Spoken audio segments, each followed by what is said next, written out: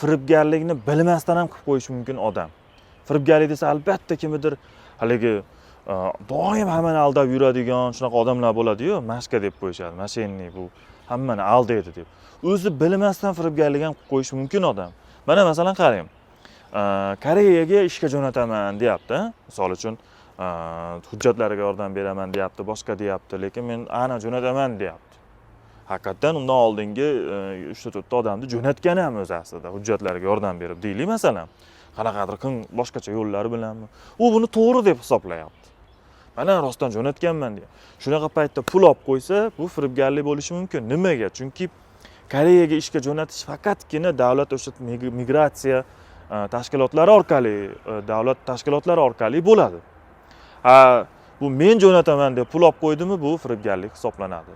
Jinoyat kodeksi 168-moddasi bo'yicha. Yoki masalan uy sotyapti deylik, uyda hujjatlari uni nomida emas, boshqa odamning nomida, masalan, oshnasining nomidami yoki boshqasining mana shu uyni men senga sotaman, men senga pulni ber, sen nomingga o'tkazib beraman deyapti, lekin uni nomida emas. Mana shu narsa ham qonunan uni nomida emas, u firibgarlik bo'lib qolishi mumkin.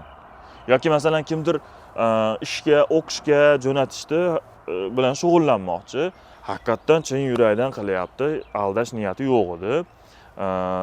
Jo'natmoqchi, hamma narsasini qilyapti, rostdan o'xshamay qoldi deylik masalan. Rostdan o'xshamay qoldi. Buni niyat qanaqa bo'lgan ichida, u narsani kirib chiqa olmaydi hech kim.